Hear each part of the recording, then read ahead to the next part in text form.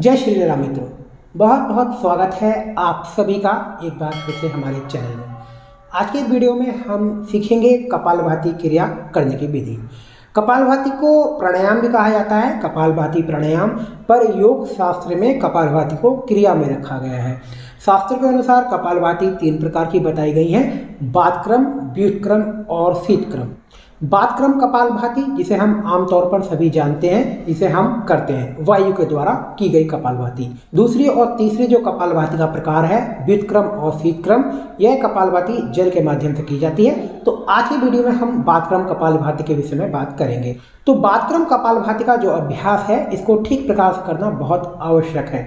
किसी भी योग अभ्यास को आप सही से सीखें, उसी के बाद उस क्रिया को, उस योग के अभ्यास को करें, क्योंकि अगर आप किसी भी योग अभ्यास को गलत तरीके से करेंगे तो उसका लाभ की जगह आपको उसका नुकसान भी हो सकता है। इसलिए योग में एक कहावत कही गई है, देखा देखी कीजे जोग, छिछकाया बाढ़े रोग। हम किसी को देखकर ऐसे ही योग का अभ्यास करेंगे, कोई क्रिया करेंगे, तो उसके लाभ की जगह हानि भी हो सकती है। इसलिए किसी भी योग अभ्यास को ठीक प्रकार से सीख कर ही करें।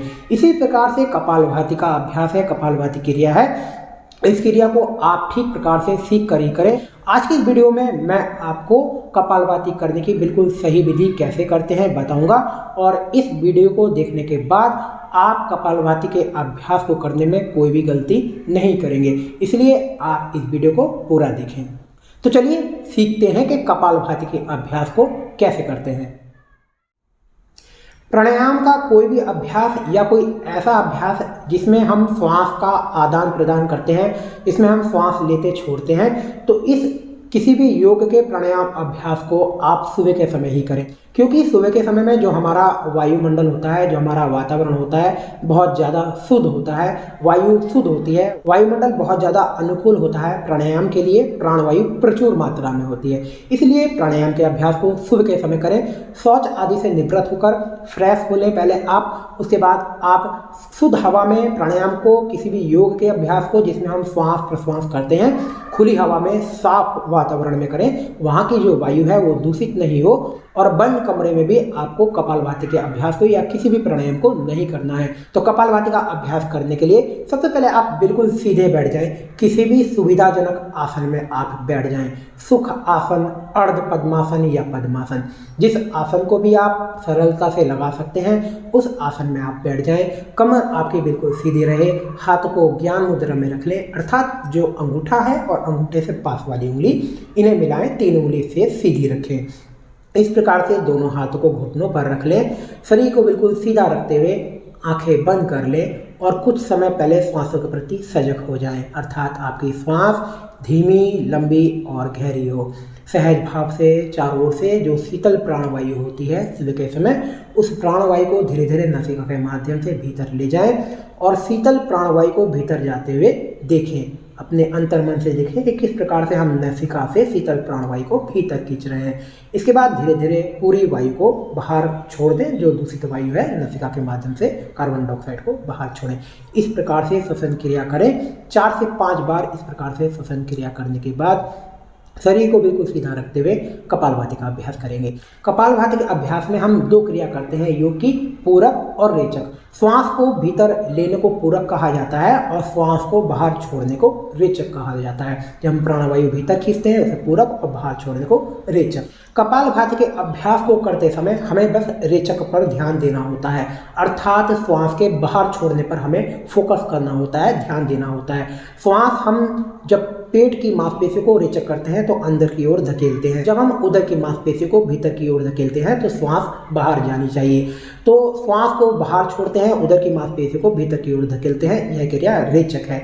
रेचक क्रिया पर ध्यान देते हैं, अर्थात श्वास के बाहर छोड़ने पर हम ध्यान देते हैं, श्वास के लेने पर हमें ध्यान नहीं देना होता है। तो बस हम पेट की मांसपेशियों को अंदर की ओर धकेलते हैं, श्वास बाहर जाती है, और उसके बाद पेट की मांसपेशियों को ढीला छोड़ देते हैं, जिससे स्वतः ही जो प्राणवायु है भीतर आ जाती है। तो रेचक क्रिया पर कपालभाति के अभ्यास में ध्यान देना होता है, पूरक क्रिया पर ध्यान देना नहीं होता है। श्वास लेने पर ध्यान नहीं देते, श्वास छोड़ने पर ध्यान देते हैं। तो इस प्रकार से किसी भी सुविधाजनक आसन में आप बैठ जाएं, कमर गर्दन बिल्कुल सीधी रखते हुए। तो इस प्रकार से देखिए,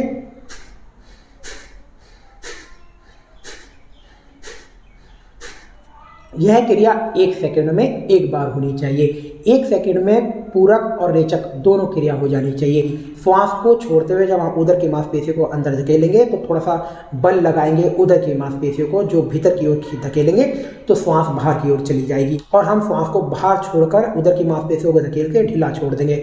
बस हम थोड़ा सा ताकत लगाएंगे उदर की मांसपेशियों को भीतर धकेलने में। उसके बाद उदर की मांसपेशियों को जैसे ही हम शिथिल करेंगे स्वतः ही प्राणवायु भीतर चली जाएगी।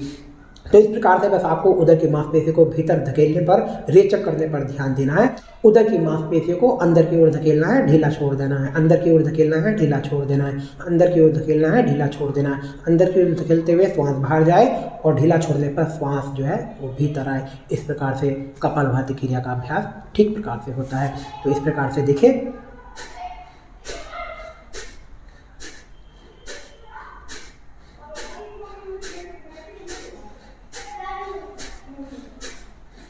कपालभाति का अभ्यास आप ठीक प्रकार से कर पा रहे हैं नहीं कर पा रहे हैं, इसको देखने के लिए एक हाथ आप उदर पर रख लें, दूसरा हाथ आप नसिका के पास रखें। जब आपके उदर की मांसपेशियां भीतर की ओर जाएं, जब आप उदर की मांसपेशियों को इस प्रकार से भीतर की ओर धकेलें तो नसिका से श्वास बाहर आनी चाहिए। तो इस प्रकार से एक हाथ उदर पर रखें, दूसरा हाथ नसिका के पास यहाँ पर रख लें और कपालभाति क्रिया करने का प्रयास करें। इस प्रकार से देखें तो ये आपका तालमेल होना चाहिए सही, कि उदर की मांसपेशी भीतर जा रही है, उदर को जब आप अंदर की ओर संकुचित कर रहे हैं तो नसिका से श्वास बाहर जा रही है। इस प्रकार से आप स्वतः ही देख सकते हैं कि आपके कपालभाति क्रिया ठीक प्रकार से हो रही है या नहीं हो रही है।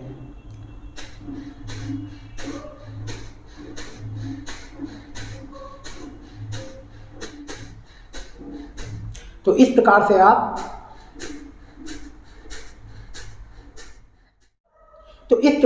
आप कपालभाति के अभ्यास को बड़ी ही सरलता से सीख सकते हैं और थोड़ा सा प्रयास आपको इसके लिए जरूर करना होगा। और अगर आप इस अभ्यास को, इस क्रिया को करने में कोई गलती करते हैं तो इस वीडियो को देखने के बाद आप वो गलती नहीं करेंगे। कपालभाति के अनगिनत लाभ हमें देखने को मिलते हैं। यह अभ्यास हृदय को शक्ति देता है। साथ ही जब हम कपालभाति का अभ्यास करते हैं तो हम उदर के अंगों का संचालन करते हैं, जिसमें छोटी आंत, बड़ी आंत, हमारे किडनी, आमाशय, हमारा पैंक्रियास, इन सभी अंगों का संचालन होता है, जिससे इन सभी अंगों की जो कार्य प्रणाली है उनमें सुधार आता है। साथ ही यदि इन अंगों से जुड़ी हुई कोई समस्या हमें हो तो वो समस्या भी कपालभाति का अभ्यास दूर करता है। हृदय को, फेफड़े से जुड़ी हुई समस्याओं को कपालभाति का अभ्यास दूर करता है। साथ ही कपालभाति के अभ्यास से नाड़ियों की भी शुद्धि होती है, जो हमारा रक्त है वो शुद्ध होता है। तो शरीर में किसी प्रकार का भी इन्फेक्शन हो, चाहे किडनी में हो, आंतों में हो, ब्लड इन्फेक्शन हो, किसी प्रकार का अगर हमारे शरीर में इन्फेक्शन हो तो कपालभाति का अभ्यास उस समस्या को दूर करता है। तो इस अभ्यास को हमें कितनी देर करना चाहिए? कपालभाति के अभ्यास को सामान्यतः अगर आप स्वस्थ हैं तो 5 मिनट बहुत है। आप अगर स्वस्थ रहना चाहते हैं तो कपालभाति का अभ्यास आपको हमेशा स्वस्थ रखेगा। पर यदि आपको कोई समस्या है, किसी प्रकार का इन्फेक्शन है, तो आप फिर कपालभाति के अभ्यास को 10 से 15 मिनट बड़े आराम से कर सकते हैं। इस कपालभाति अभ्यास को जब आप शुरुआत करें, जब आप अगर नए हैं, शुरू कर रहे हैं, तो थोड़ा सा उदर की मांसपेशियों में थोड़ा सा दर्द होता है, पेट में थोड़ा सा दर्द हो जाता है। अभ्यास को जब हम लगातार करते हैं तो थोड़ा सा अंतर करके आप इस अभ्यास को करें। 30 बार करें, शुरुआत में 30 बार करें, फिर रुक जाएं, फिर 30 बार करें। इस प्रकार से धीरे धीरे आप अपने जो उदर है इसकी क्षमता बढ़ेगी धीरे धीरे, और समय भी आप धीरे धीरे बढ़ा सकते हैं। शुरुआत में थोड़ा सा दर्द हो सकता है आपको इस अभ्यास को करने में। तो आशा करता हूँ मित्रों कि आज की इस वीडियो में हमने आपको जो कपालभाति क्रिया का अभ्यास बताया है, आप इसको ठीक प्रकार से करेंगे और अगर आप कोई गलती करते हैं तो उसमें भी सुधार करेंगे। मैं मिलता हूँ आपको फिर से किसी नई वीडियो में एक नए यौगिक अभ्यास के साथ। जय श्री राम।